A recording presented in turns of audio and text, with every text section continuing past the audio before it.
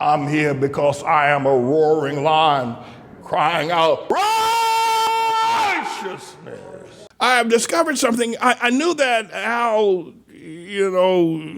Sharpton, Reverend Rat, CI7 drug dealing snitch, Al Sharpton, lived down near one of the hospitals here in New York City. I've known this for some time on 65th Street. And because I went, actually, he lived near Broadway several years ago. And I took a camera crew down there and stood in front of his building. They tried to chase me away. And I asked the people going in the building, what do you think about Al Sharpton living in this building? And I forget how much money he was paying for rent there. But I went down there and I asked all people in the neighborhood, Reverend Rat, CI7 Al Sharpton lives in this building. Because it's a very classy place. And the reason why I did that is because I said, why doesn't Al live in Harlem? So he's supposed to be for black people. Why does he live in Harlem? By the way, I don't know if you've ever seen the National Action Network down on 145th Street. It is, I'll tell you, I heard it, the language, the rats were talking, Harlem rats. Actually, Harlem rats and mice and rats, had a convention. They said, we're going to a lot of buildings. We don't mind going in buildings. We don't mind going in churches. We'll go in any building, restaurant, Kentucky Fried Chicken, Kennedy Fried Chicken. We'll go any restaurant. We'll go into Sylvia's, but we ain't going into the National Action Network. That place is deadly. It's dangerous. Even the rats won't go into the National Action Network. This is what President Joe Biden,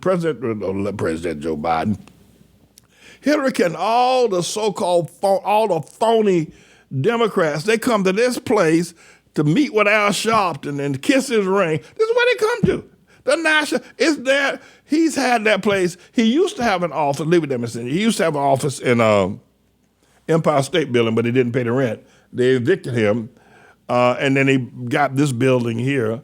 And that's if you come to New York, you can go to 145th Street and Lenox Avenue, between Lenox Avenue and 7th Avenue, and you'll see the National Act. That's the headquarters for Al Sharpton. It ain't that nothing. That speaks volumes of who Al Sharpton is as a creep. But the thing of it is now, thank you, Mr. Engineer, is that I've learned that Al Sharpton is living in the building now on 65th Street near one of the hospitals down there. I forget the name of the hospital now. But this building he's living in now is called the Bristol Plaza on East 65th Street on the Upper East Side. But this building was purchased by the hospital. It's accessible to doctors. It makes it easy. And when it was first conceived, going back a couple of decades ago, when it was first conceived as a housing for cancer patients, it was purchased from a wealthy landlord the hospital purchased it. And so you have, in order to be able to live there, you have to have cancer. You have to pay rent. You have to pay rent, but you have to also have been diagnosed with cancer in order to be able to live in that building. And so what I want to report to you, if you don't mind my report, what I want to report to you is that Al Sharpton has some form of cancer. I'm not sure what it is, but he's got cancer. You will remember Al Sharpton used to be as fat as a balloon, years ago, woolly head. And, that boy was overweight like you would not believe. Even Jenny Craig turned that boy down. No, I said, he applied for Jenny Craig. They said, we can't help you. That boy was fatter than fat. And so he's got cancer. The thing about what I was saying, because I guess the man, because he's sick again, why doesn't he tell everybody he got cancer? He was lying and flying and lying at the same time, talking about, well, I just went on a diet. I stopped eating certain kinds of food. Why don't Al just tell everybody he got cancer? And everybody been wondering, well, what's wrong with Al? How come Al? And he gets skinny about it. What kind? The thing I want to know is he must have some sort of rare kind of cancer. But every time I see him, he gets skinnier and skinnier. Let me tell you something. People don't, listen, you see Al, you see that picture of Al right there? You see that picture? People don't get as skinny as Al. See how skinny he is in that picture? You don't get that skinny, by dieting. You can't get that. Diet won't get you that skinny. And the other thing is that he must have some sort of cancer that don't kill him right away, but took away all his weight. And the other thing is that They let him move into the Bristol Plaza. Now, I understand he's paying $14,000 a month rent. That's what I understand. But he's got a 3-bedroom, how many bedrooms? He got 3 bedrooms, 2.5 baths, and I think he's got a great east and south exposure of the city views. But that building's owned by the hospital.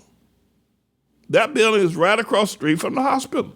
And anybody who lives in that building you have to qualify, for that, to live in that building. And probably for that kind of space, if it was not a subsidized building. So Al Sharpton is probably living on government subsidies. Because a 3-bedroom, listen, you get a 1-bedroom apartment in Harlem will cost you $5,000 plus per month. Al's got 3 bedrooms on 65th Street in the so-called ritzy district. That would cost you normally $25,000 a month. So Al Sharpton is living in a hospital building subsidized by the government and New York State taxpayers. And this is why I'm reporting it. Everybody need to know that your taxes, New York State taxes and federal taxes, is subsidizing Al Sharpton living, and that's probably the reason why he hasn't told anybody he's got cancer. That's the reason why he's trying to keep this on a hush-hush. But New Yorkers, including myself, we are paying for the subsidizing of Al Sharpton's living quarters at the Bristol Plaza. And you ask Al Sharpton, he's on television, right? He's running around all over everywhere, skinny as a rail. I mean, it is inhuman. Al Sharpton right now does not weigh soaking wet 80 pounds. Mr. India, could you please put that picture back up again of Al Sharpton, skinny Al? Al Sharpton, it don't make for a grown man, and he's 70 years old, right? 70 years old. Look at that. Al Sharpton, look at that picture here. Al Sharpton does not weigh 80 pounds soaking wet. That's inhuman. So I want to know what kind of cancer the boy got. And because there ain't no way you could get into that hospital, that house, Bristol Palace, you can say, well, I want to move my family here. We'll move to New York. We want to move closer. We want to live on the east side. All the rich people live where Bloomberg and everybody live on the east side where everybody got money. And I want to move in this building. Do you have cancer? Well, if you don't have cancer. And it made it easy for people with cancer. They can move in. Their families can live there. But you got to have money now. You can't be poor. You got cancer and you're poor. Well, you're going to die. You're just going to die. You got poor and you got cancer. You're going to die. But other people, they would, they say, well, you got money. Well, you and your family, y'all can be close to the hospital.